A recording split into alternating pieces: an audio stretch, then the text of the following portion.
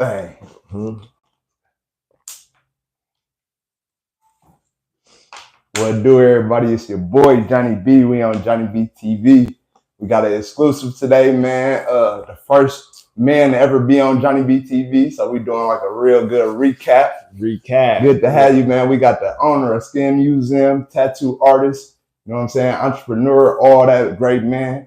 We got Christian Massey in the building, man. What's going on with you, bro? Man, what's going on? I'm glad to be here at Jonnybeetv, bringing it back again, man. Most definitely. Hell yeah, been a lot going on, man. Hell yeah. So we got the summertime coming up, you know what I'm saying? Yeah. Starting off, summertime coming up. What you got planned for the summer? What's the, just not for the Skin Museum, but everything.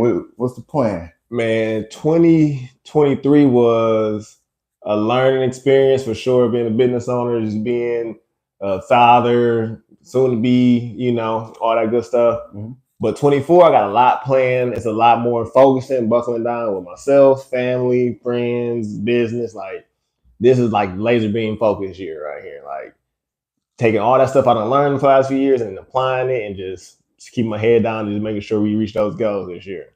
Would you say 2023 was one of your rougher years as a businessman? Man, just even in the tattoo industry, period. Like, this 2023, like coming out of COVID until like all that money that was circling around and all these new entrepreneurs popping up and new tattoo artists popping up in shops and just everybody just figuring out what they want to do. Cause you know, after COVID, everybody life and world got changed. You know what I'm saying? Like, people went from having a full-time job to no jobs, had to figure out how to make a new income. Then the government giving everybody this free money, trying to figure out how to save it and spend it. So when 23 came and all that stuff was starting to die down, it was a mayhem, how I feel personally, especially with my business. Like, I've been tattooing since 2009, you know what I'm saying? And I've never seen it slow down the way it did in 23, but I've never seen it pick up the way it did in 21 and 22. So like, I can see the wave of like money coming in and money going out, and people trying to figure out their life. And I'm one of them. And I had to do it as the first time as a real entrepreneur business owner. So it was crazy, 23. I ain't gonna lie. Like, to be honest, it was some learning experience for sure. What do you feel like was the reason, the biggest reason for like a dip in just the tattoo industry? And do you feel like it wasn't just you? Do you feel like it was? No, it was industry as a whole. Like, I'm knowing people who's booked out for a year straight and they can't even get their books booked out for 2 weeks. Like, 23 was a real humbling experience for everybody. Especially when it comes to stuff that I do. Like, anybody who in the service industry, period. Like, we are service. We're here to serve the guys who work regular jobs, you know what I'm saying? And, well, it's a luxury. People don't need a tattoo. People don't need to go to the bar, get a haircut. So, you know, we one of the first people to like feel the hit of what I would call a recession. Like, because you don't need this job right here. So that's why I say we appreciate everybody who come and get tattooed by us here at the shop, and even just people at the other shops and my friends who's in the community, who's in the industry. Like, we appreciate y'all because when y'all hurting, we hurting. Like, is a give and take with that. So that's what it was pretty much. Like, people trying to get their life back together, you know what I'm saying? And that's why 24 is gonna be a rebirth of who really wanted to do this, who lasted, and really who put their grind and their heart and soul into this business, and not just somebody who came by just get some money because it was free money going around, like say the snatch and grab, you know what I'm saying? Yeah, most definitely. And I know the grind in you. I was lucky to see the grind firsthand, you know what I'm saying, to rise to where you came today. So I know you're gonna make it through whatever little struggle that you went through in 2023, and 2024 gonna be a big year for you. So so you know, we got into your story a little bit in our first interview, but growing up in Milwaukee, you know what I'm saying, how would you compare, you know, the city now a little bit? You know, you're a little older, but how would you compare the city now to how the vibe was when you was growing up? Is it similar? I'm feeling like I'm 15, 16 again, dude. Yeah. Like I said, the last few years was crazy different, but how I feel, you know how you like becoming a teenager, you probably just finally going out on your own, doing your own thing, you're like becoming knowing who you are. And I feel like the city of Milwaukee, we feeling ourselves right now. We knowing who we are right now, you know what I'm saying? Like, we done went through the grinding, we done went through the hardships, we had to prove ourselves to, when you say city of Milwaukee, we prove ourselves to the whole nation. Like, people ain't just saying like, what's in Milwaukee no more, what's in Wisconsin? They know who we are right now. So we feeling ourselves. We've been on fire. We've been killing in the game across the whole country. Like, most definitely, this is like that rebirth. This is that our Renaissance year. Like, Beyonce ain't the only one with a Renaissance right now. We taking up. We going up right now. Most definitely, and it's crazy to see because like how this generation is. I ain't say they piggybacked off our generation, but it's somewhat similar in how lit it is. But of course, we ain't had the same kind of access to the social media and stuff like that. We had that then. Yeah, but wow. And it's crazy to see because I feel like Milwaukee always been lit like it is. Like the characters that we got nowadays, it always been people like that. We just didn't ever get to show that. Yeah, we couldn't show that. We never got to be on the mainstream. People that come here with the cameras and the signed deals. Like, now with the access to the internet, we're able to show that in an instant. Like, this is who we is. We got our own style, our own swag, our own lingo. Like, we killing it out here. Yeah, especially like with the dances and just that culture, all that. We've been doing that for years. Milwaukee always been turned like that. So it's good to see. This ain't nothing new. And when people see it, they be shocked. Like, when y'all saw y'all get down, like, yeah, we really influence the culture out here. Yeah, facts. That's like you said, the music, dancing, tattooing. Like, we really got heavy hitters out here. Man, heavy hitters for real. So, all right, going on early on, you had an early interest in art. You know what I'm saying? You was in art competitions and stuff like that. What was that? Break that down to me a little bit. How you find that love and in art growing up? Honestly, it's one of those things. Like, no matter what if it's for you, it's gonna be meant for you. No matter how far you try to run from it, or if you don't try to do it. Like, I was early into art, like as a fucking kid, like 5, 6, 7 years old. I kind of fell off with it going into like 7th, 8th grade, all through high school. Like, I wanted to play sports. I wanted to be with cars, try to figure out how to make money, mess with girls. So I really wasn't messing with the art like that.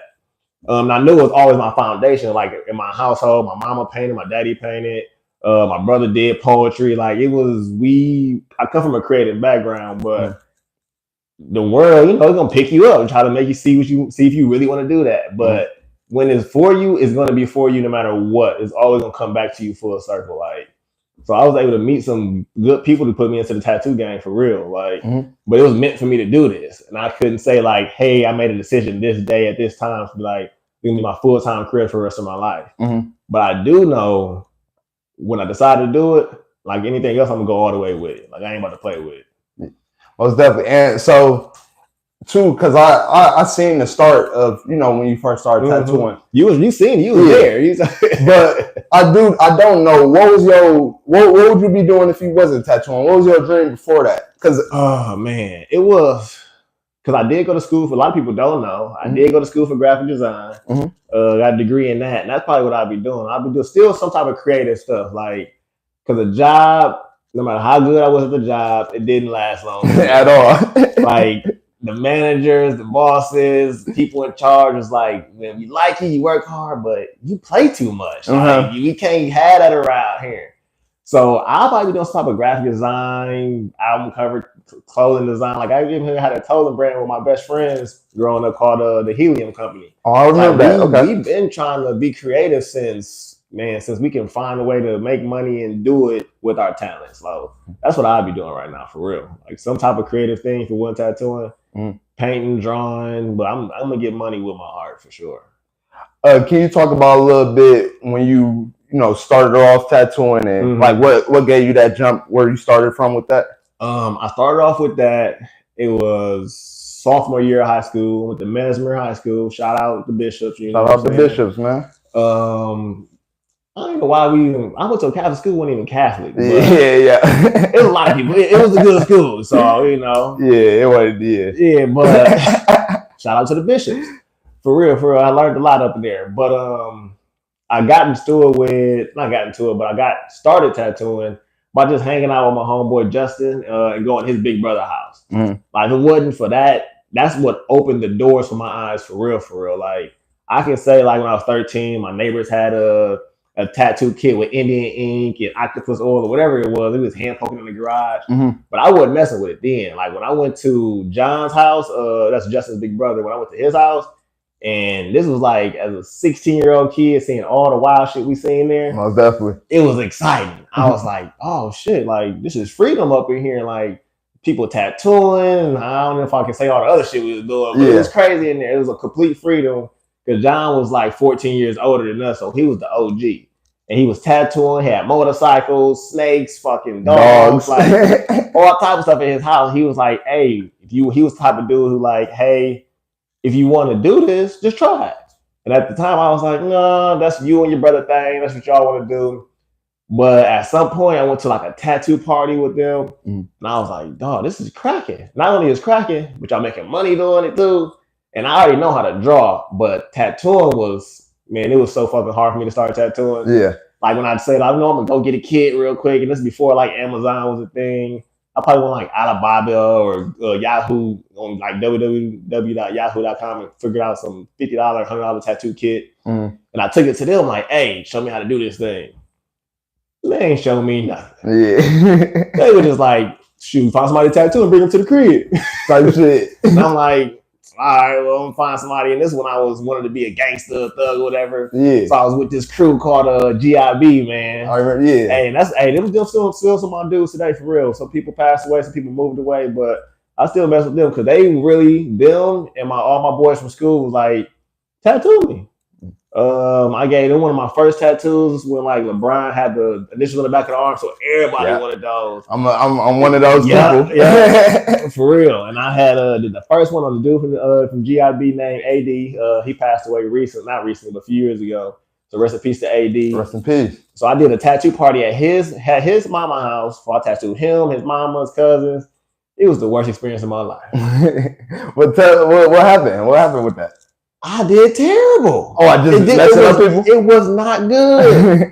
And I wish I messed them up. I couldn't even get the ink in the skin. Oh, I thought like I seen Justin doing it and John doing it like, yes, I can do this. Like you take the needle out, dip it. Man. So this was like one of your first times ever even First time. They just like, you got a machine, come to the crib and tattoo everybody. So the confidence you had though in yourself without even having experience. Man, they put the confidence in me. They was like, you got a machine, come do it. And I'm like, all right, well, I do got it. I did buy it to use it. So, and you know, back then everybody just wanted to assemble. They really didn't care how good it looked. They was like, shit, as long as you get it spelled right, you good. Yeah. So cool. I was like, y'all cool with it? I'm cool with it my first time. I was probably there for like 6-7 hours and did 2 tattoos. Hey, going away from tattooing a little bit, you brought up GIB. I want to speak on that a little bit. Oh yeah. Get it, boy. Yeah. Tell us how like the atmosphere was back then. With like it was more than one crew. Oh yeah, like, it was like dance crew stuff like that. But give us a little breakdown how it was with the parties and stuff back then. If y'all bashes, like like. Right now, everybody probably know about in the country, Steve the Stoner. Steve the Stoner. He was at the bashes too with the GIB boys, Havenwood, and there's a lot of other crews out there, but it was dancing. It was dancing. This was real life. You got served dancing like crews of niggas. Just like, all right, we about to go to this bash, which is like a teenage party where you can't drink, ain't no smoking. Like, if you did it before you got there. But it was like something for the kids to do, which I wish we had now, because these kids out here going crazy right now. Yeah. Kid boys and all that other shit. But it was like a whole bunch of dance battles. That's what it was. What was it where they used to have it at a dance hall? It was the dance. I ain't never got to go to one, but they used to have dance battles at like a school or something. It was a whole big thing. Different schools. Some churches let us use their venues. Then there's a place called Sugar. Sugar Nightclub. We used to go there. And it was like a teen club. But people wanted to be gangster and shit too. But the whole main thing of it was like people wanted to just dance, just have fun. And that's what GIB was, what Havenwood was, and everybody else was doing the same shit. Like, so that's how I linked up with them. It was like, cool, y'all having something doing the same shit I want to do. Well, y'all just want to kick it and just be out here, and that's what it was, man. Yep.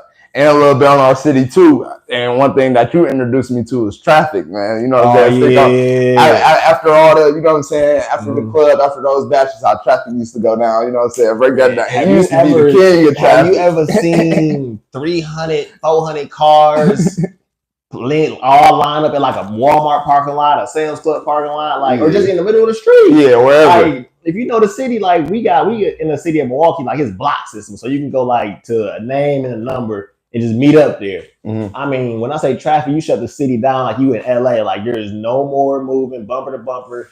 Police is looking at us. They had police squads set up to like try to stop traffic because people going on both sides of the road, on the sidewalk, swerving in and out, hanging out the windows, like ghost riding the whip. Like traffic was a real thing that didn't start until like 3, 4 in the morning. Yeah, facts. 3, 4 in the morning, we just out here driving through the whole city, just driving crazy, like 300-400 people, like some what movie is that? Not Need for Speed, Fast and Furious. Like that scene on Fast and Furious when they all go in them garages and the police all out there trying to arrest them, and they open the gates and all the cars come out. That was traffic in Milwaukee. We had a camera on that back then. Now, all the driving on sidewalks. Y'all think the Kia boys is wild? They wild. Car. We was really out here dipping and leaning and swerving up and like all on top of the roof. That's what that was. We was tipping before tipping was a thing. Facts. So all right. So let's get back into tattooing a little bit. You spoke about the tattoo parties and stuff like that. Yeah. So nowadays in this culture, you think like they could have did the same kind of tattoo parties that you had back then? You know, it used to be plenty of people up in there. Just how lit it was. Man. It was. We probably, I don't know. Everybody's so sophisticated now, so like sensitive.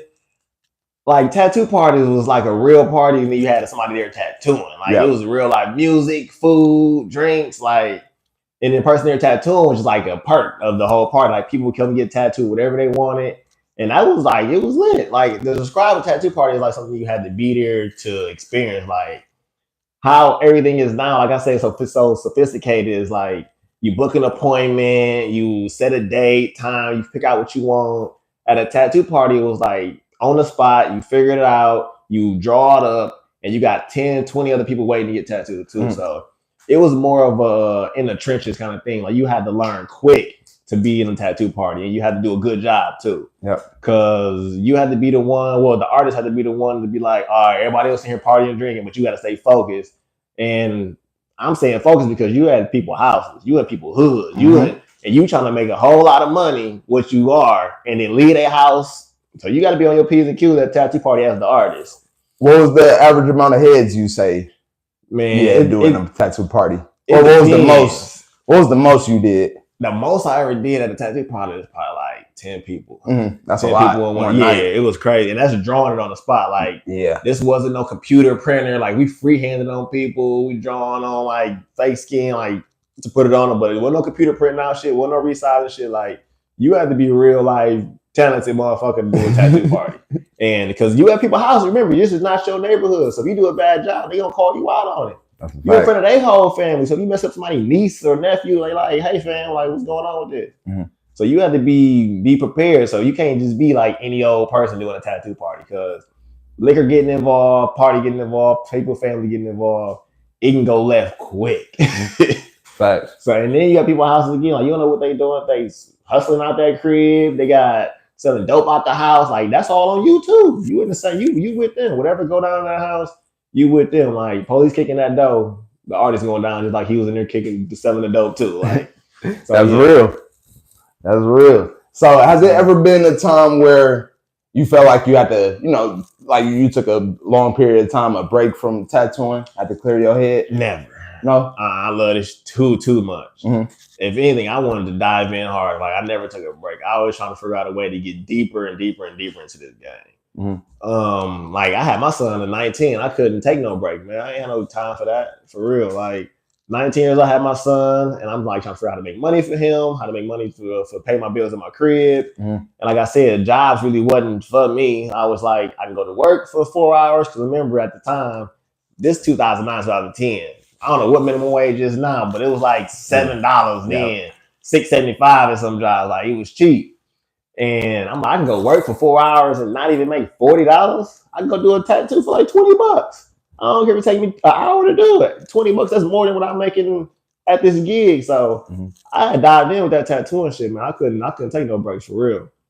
Like that was my passion. And then I found a way to provide for my kids too. Like, well, my single kid at the time. I ain't had no time for no breaks. I had to dive in harder to figure out how to get better so I can make more money. Like that was my key. I had to make sure I keep going, because if I stop, ain't nobody about to take care of me.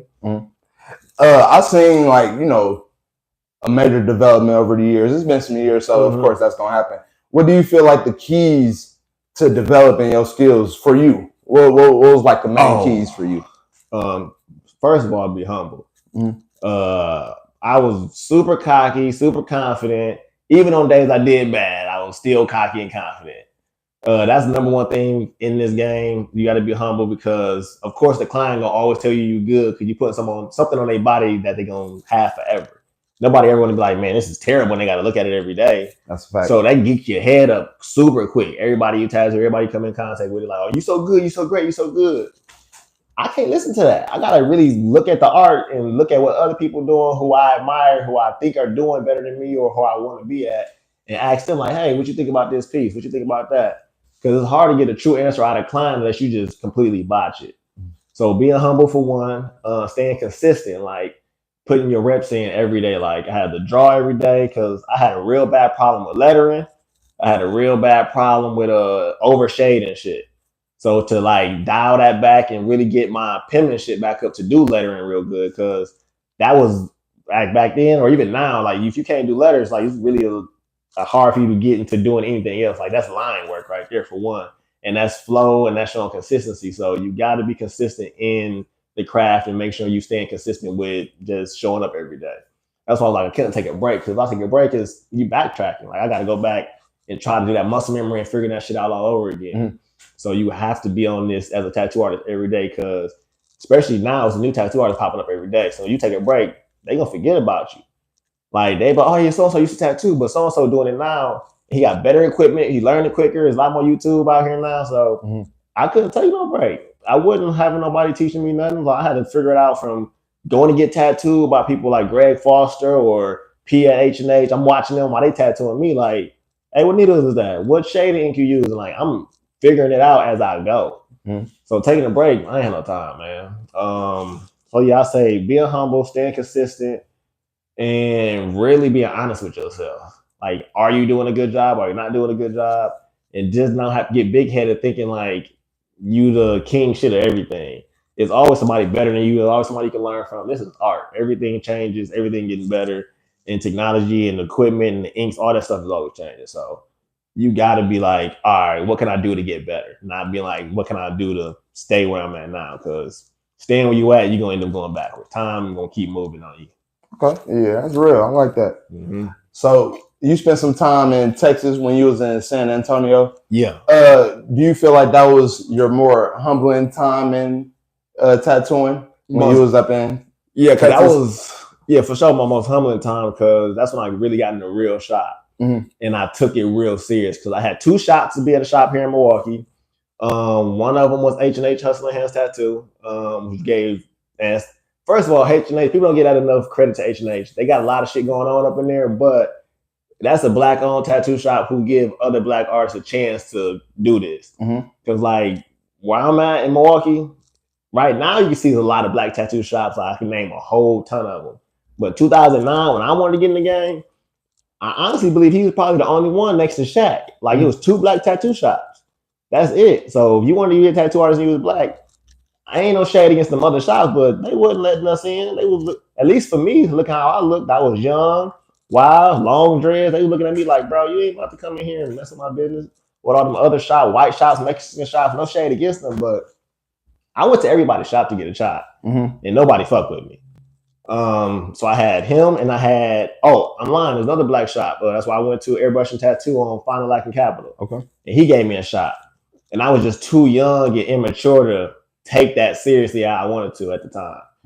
I was too busy like, I can get tattooed at my house, make more money. I get people deals. People can smoke their weed at the crib. I wasn't trying to be a professional.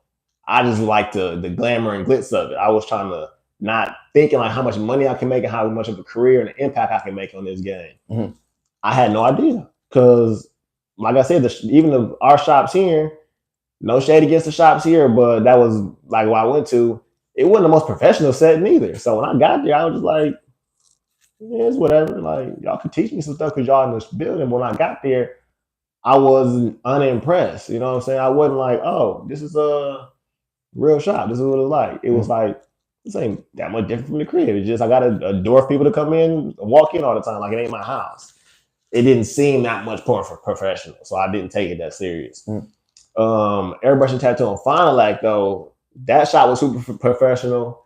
I was the only guy in there tattooing. So I was like, it's still like the crib. Yeah. Ain't nobody here but me. So I got opening, closing. I wish I would took that more serious younger because it was a big responsibility to open and close a shop. Somebody to trust you to do that. Yeah. With their business, when they pay all their bills, rent, how they feed their family. Like, I am gonna trust you to do this. You got a space and an opportunity to grow into your own.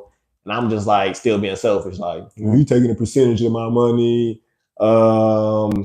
We charging too much here? Not knowing we charging because this is real life hard work. This is real life stuff you have to learn to put work into. But I was still like, just be drawing on people. Yeah. But tattoo is much more than just drawing on people. If I figured it out now. Mm-hmm. So when I got to Texas, that's when I was like, all right, I don't know nobody. My brother here, he telling me to get a job. And I'm like, no, I don't want to get I moved out here to get a fresh start. It ain't about to be me getting a job. I'm about to go find a shop. Feel that. So I went to every shop out there. Like, Texas is huge. I was in San Antonio. There's probably like 200 shops in San Antonio. I bet. I went to all of them, called all of them, emailed all of them. And I finally got a call back from one of them called, I'm forgetting the name right now. I'm tripping. Tattoo Nation. Yeah, that's what it was. Mm-hmm. Tattoo Nation. It was Christina and Roland. And it was like, seeing pictures of me. And it was like, cool, come in, let me holler at you, talk to you. And I got lucky because one of the artists was actually leaving. Oh, okay. So I was like, I came at the perfect, like, this is God telling, like, hey, this is your last chance, nigga. Yeah, real shit. Like, you already out here in Texas by yourself with your brother. Like, you don't know nobody. We're going to give you this, what you really want to do. We're going to give you another shot to figure that out if you really want to do that shit. Mm-hmm. And I got in there. It was like 4 of the artists already who've been in the shop, been tattooing for years. And they looking at me like, you look cool and all, but your work is terrible. I mean, you about to be in. And I'm looking at them like, y'all shit cold. Yeah. I ain't seen no shit like this. I'm about to figure out how y'all do it. Yeah. And they was cool though. Like, I'm still friends with all of them to this day. Like, we was a good team up in there. Mm. So yeah, I took it serious up in there. Like, and it was making paper. More money than I ever seen at the time tattooing. Like, we was in a really ritzy ass neighborhood. And I was like, damn, you can make money on this little bitty tattoo for doing this? They're like, yeah, like, for real. Like, this is how much you're supposed to get paid. Like, you drawing it up, you stenciling, resizing. Like, you really going through a whole process that I never did with people before. Yeah. And I was like, oh, I get it now. I'm starting to get it now. Like, this is not just get it and figure it out. Like, no, you giving somebody a piece of art that they live with forever. Mm-hmm. They don't hang it on their wall. They don't put it on their t-shirt where it shrink and fade. You modifying their body, how they look, how they feel about themselves. If you do a bad job, they gonna start wearing clothes to cover that shit up. They gonna start feeling insecure. You do a good job, they gonna start feeling happy, excited. So you really changing how a person feel about themselves, and that's a real big deal. Or even about somebody dying and passing away, that's a really big deal. That's a real big opportunity that they giving you to modify their body and to mark them for life. Yeah. So I was like, okay, breaking it down to me, figuring it out, like, I'm about to go crazy with this.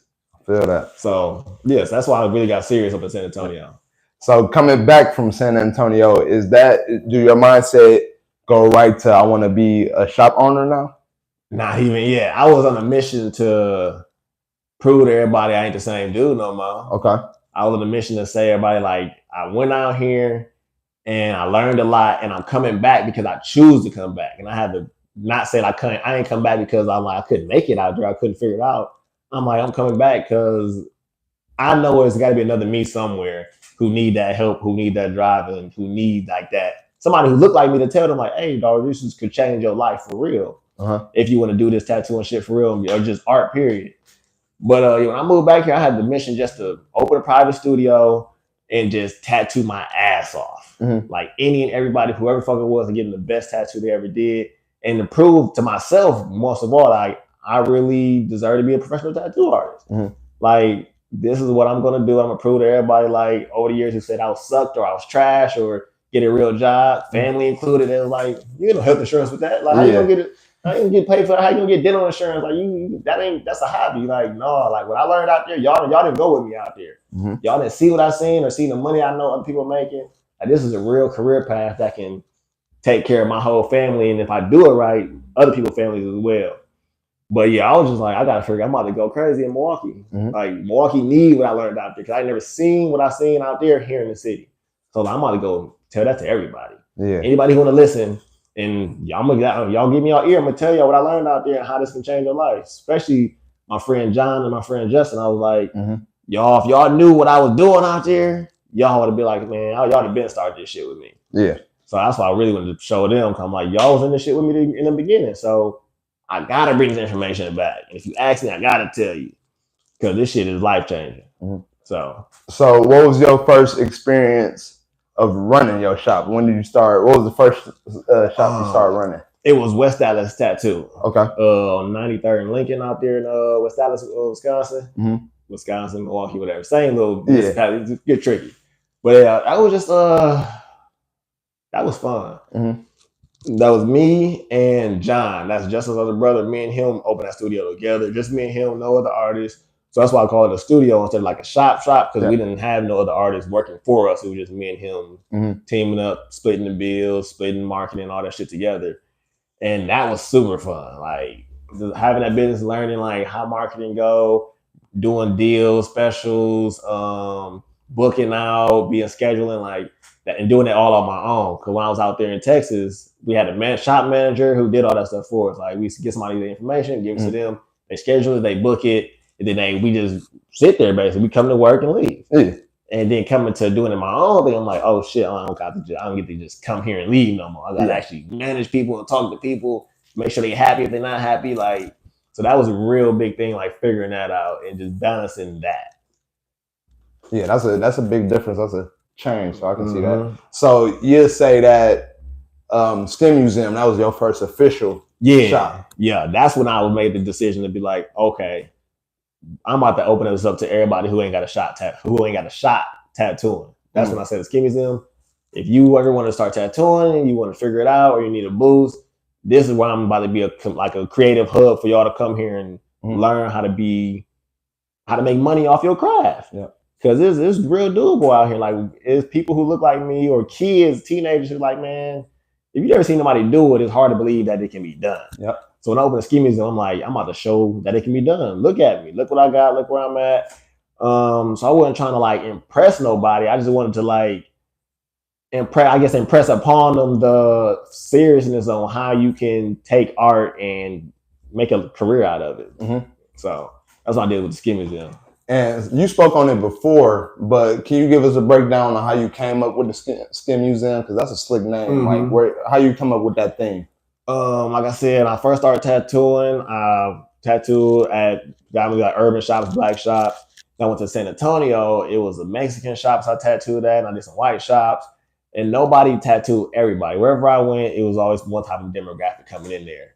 Especially when I went to like the Mexican shops and white shops, nobody tattooed like black people, you know what I'm saying? So when somebody black came in there, they was like, I'm the dude. Like, or Christian can do it, you know what I'm saying? Black guy. Yeah, to get the black guy to do it. Yeah. All right, cool. All right. And then even black people coming into the shop, they was like, I've never been tattooed by a black person. I'm like, all right. Went to LA, doing some tattoo conventions. They never seen a black tattoo artist. Like, this is crazy. Denver, the same thing. Like, they see me or see the team, they like, y'all black. Yeah. All right. I'm like, cool. I'm thinking like you at least seen TV Black Ink Crew or something. They're like, no, we never seen that shit. Like, we knew out here. So the Skin Museum was crazy. I wouldn't even think that either. No, it's crazy for real. Like the tattoo game is like any other business, any other job. You go into a convention, you're gonna see out of fucking 1,000 tattoo artists, 20, 30 black tattoo artists in there. Like it's nuts. Yeah. So that people say, I was like, yep, I'm here to represent. That's why I gotta go hard. Like I hate TV shows that show us looking bad because there's not many of us. So they think that's how we all act. You know what I'm saying? How we all tattoo, how all our shit look. I'm like, I'm here to highlight the best of the best. Like we out here doing Picasso shit. Like we out here doing Christian Massey shit. Yeah, real shit. But the name of the Skin Museum came because I tattoo all type of skin. Black, brown, yellow. Like it don't matter. We know how to tattoo all kind of skin. Everybody here learns it if you don't know how to do it. Because the application is the same, just the color theory and things like that and how things heal, you need to know how that is when you tattooing different kind of skin because it ain't all the same when it comes to like how it heals and how you apply it like that. So okay, so going in, I want to switch up a little bit. The conventions that you go to, you've been to different kind of conventions all through the country. Just give us a little breakdown on, you know what I'm saying, what goes on at the conventions and just your experience with it so far. Man, conventions is lit. I don't care what nobody say. People say they be over it or it's too much commercial politics with it.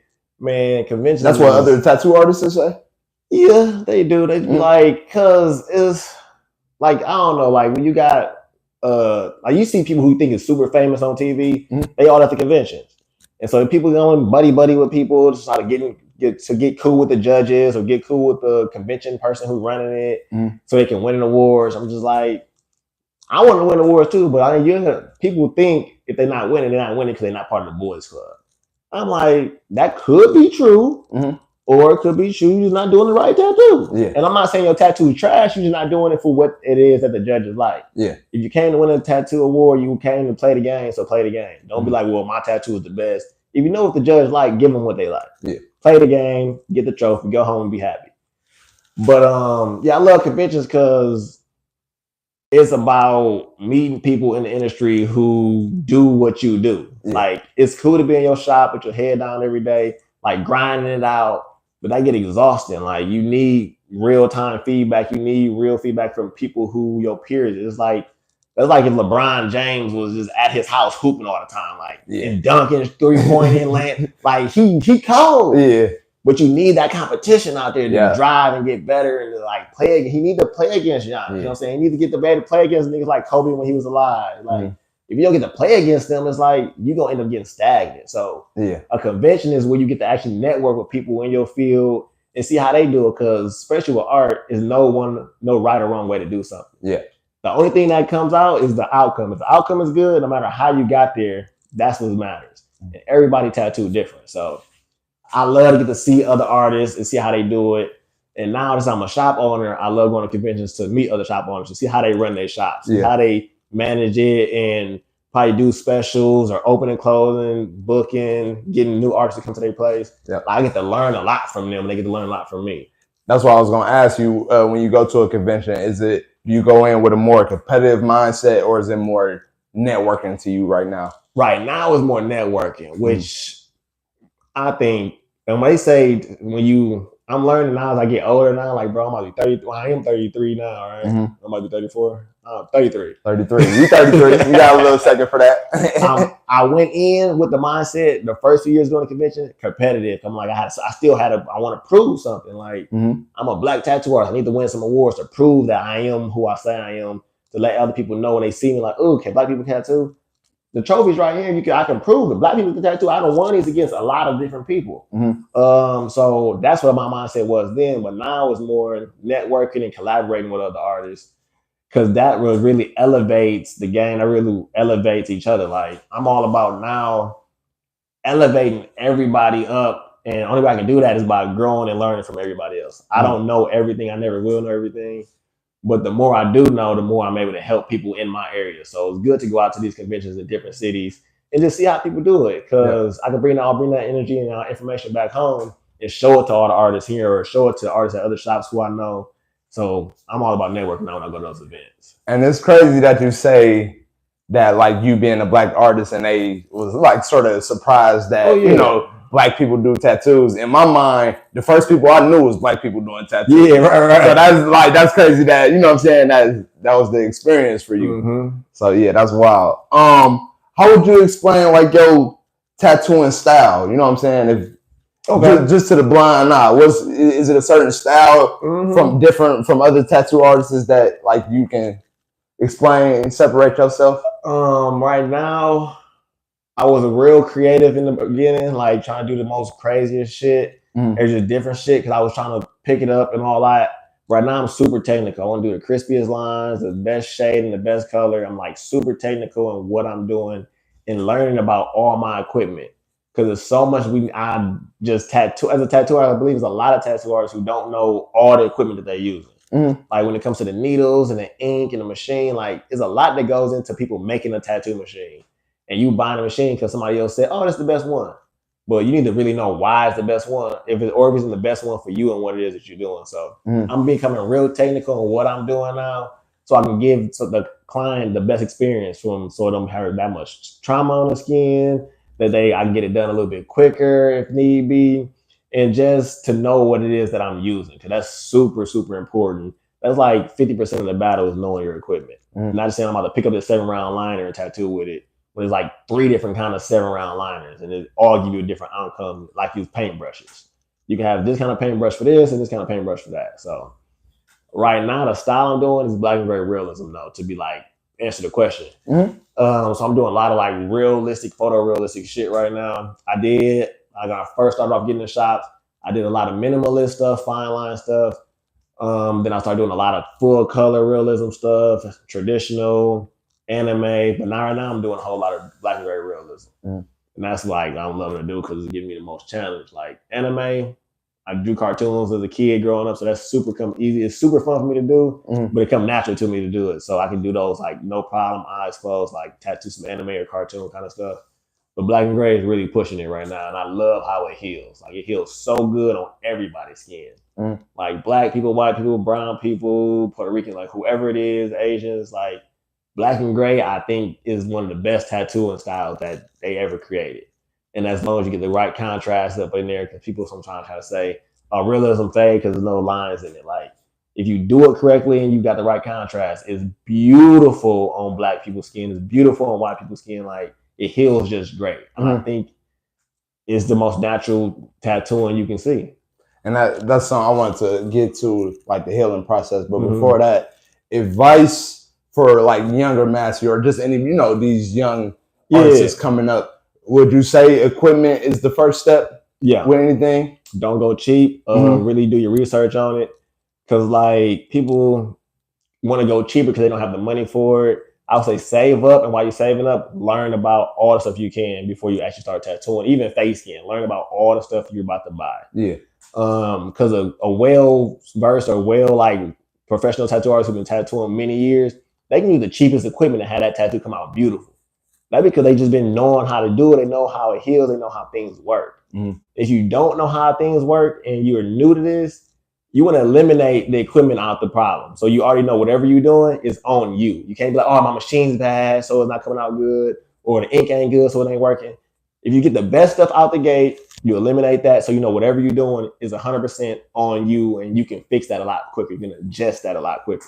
So don't go cheap. Go get the most expensive, the best stuff that you can find that you think works good for your hands and your style and your eye.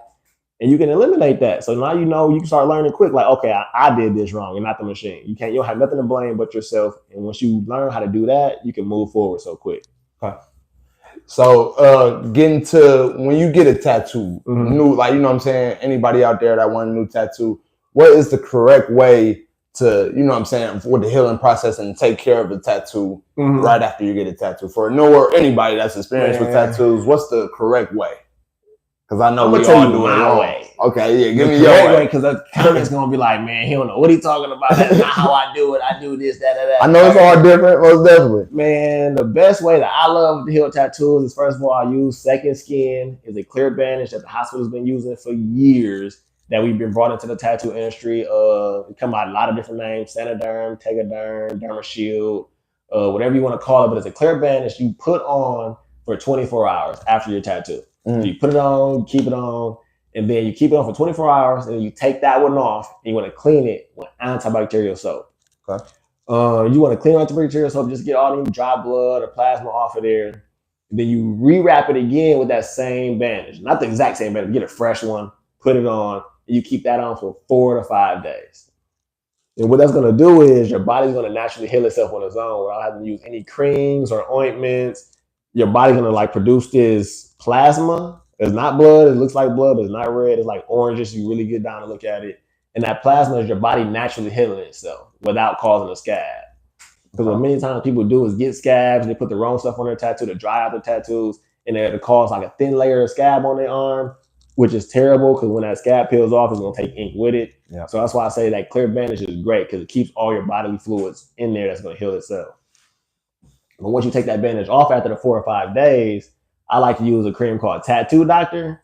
It's all natural, and it's the best thing I ever seen, period. I'm not gonna lie. I can't lie. It's a shameless plug. I create Tattoo Doctor. I can tell you a few ingredients. It's coconut oil, like unrefined organic coconut oil goes into it. Vitamin E, aloe, and just to name a few of the natural ingredients that goes into that. But that's just something you want to use to moisturize your skin. You don't want to like try to lotion it up and like oversaturate. You want to keep it lightly moisturized so your skin can lightly flake up and have that first layer peel off the top layer of skin. So that's what you want to do, and your tattoo will heal great. Okay. But thank you for that, man, because we most definitely, I know a lot of people get tattoos, don't know how to take. I'm a victim of it. I forget how to take care of them, all that. People say to dry heal your tattoo. Lady, I'm putting up the note. That's let it dry heal. Like, yeah, I did that before. That was back in the day. I done did all that. But it ain't the best for all the time. It ain't the best for every placement of the tattoo. Like, and you don't ever know. Everybody's body's changing over the years. So whatever you did when you was 19 getting a tattoo, you can't do the same thing when you're 30 getting a tattoo. Your body not healing the same. So that's real. Thinking is gonna be like, well, I did this back then. Just go whatever your artist told you, because they know how they apply the tattoo into the skin. They know how they tattoo should heal. Yeah. If you're getting tattooed by me, you're getting tattooed by anybody at the Skin Museum, they tell you the same. This is how we do our tattoos. We know how they heal. We know what works best for us. Okay. Go buy Tattoo Doctor for sure. It's on Amazon. Tattoo Doctor, spelled exactly how I said it. Man, yeah, that's real shit. We needed that, man. I wanted some credit for myself too. I need some. Oh yeah, you buy some new ink and get you sprayed. Yeah, I gotta give me some new ink for real. So, all right, this month coming up, you going to a convention in H-Town, man. Houston. Tell us a little bit about that. What's going on down there? Houston, we're gonna be at the NRG Center. That's gonna be May 30th to June 2nd. So we're gonna be there all weekend. Down in Houston, bring in a couple of people from the shop. Hopefully meet some other artists down there that I'm good friends with. And like I said, I'm out networking. I'm going there to do a few tattoos. I already got people booked out already. So if y'all are in Houston, you see this video in Houston, just come by the booth. I'm not sure where I'm at in the convention. Hopefully I'm somewhere by the stage with a show is going on, with a judging going on. Cause I love to see everybody else's artwork.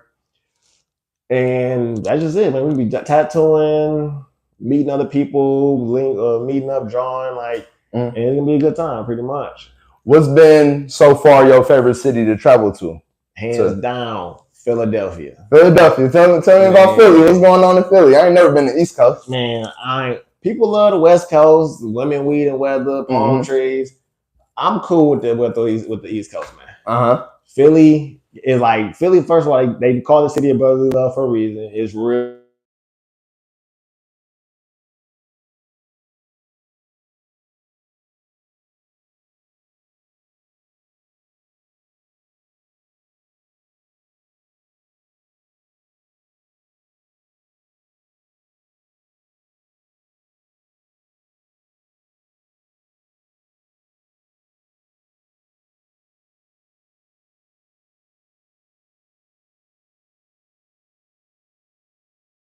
Great. And then they got the Rocky Monument out there. It was lit. So I had a good time in Philly. I went to some hole in the wall bar, and they was in that joint feeling it. I heard all East Coast music. They really bumping their shit. They supporting each other. I like any city I can go to, and they really support the local town. They support each other. I love that energy. And when I get good food, it's always good too. So Philly was a vibe. From the moment I woke up to the moment I had to go back to sleep in the hotel, it was turned. Yeah, and I know what I do know about there. The black community is strong out there. That's where we was at. Yeah. I went to some bar called the Blue Room or the Blue Martini. Ooh, it was so lit. It was lit. It looked like you should have had my pistol on me, bro. Yeah. It was turned up. It was a good night that night, huh? Oh yeah, man. Shout out Philly, man. That's what's up. Okay, so before I let you go, you got any news you want to share or any shout outs that you want to give before we let you get up out of here? News, like I say, I'm doing the Houston convention. We're also doing the Homeward Bound convention. That's gonna be in August out there in Oklahoma City. No, Tulsa, Oklahoma. Okay. Yeah, that's gonna be August 25th through the 27th out there in Oklahoma. I do want to shout out Harley Davidson Museum because we partners with them for all their tattooing needs. We do a lot of stuff with them here in the city. So I got to shout them out. Really good friends of mine. I love them guys down there. What else we got going on? I got a lot of stuff coming up. I don't want to talk about everything yet until the drops. I got some stuff dropping. Yeah, man, I'm going to leave it at that pretty much. I'm going to shout out Skin Museum, Tattoo Doctor. Yeah. Most definitely. Sure. Hey, and if you need some ink, man, y'all know where to come. Skin Museum. You know what I'm saying? He open for y'all. Great tattoo artist, man. I can vouch for him. Love to have him on. Great entrepreneur, man. Great man all around. Love to have you, man. Appreciate having me here, man. Christian Nasty, man. Jonnybeetv, we out of here. Love. Oh, I like that. Y'all still here? Appreciate y'all too. And my phone died or what? No, it's still here. See how that run. How I cut it off? I don't know either. Give me the light. Wait. Oh, yeah. Okay, and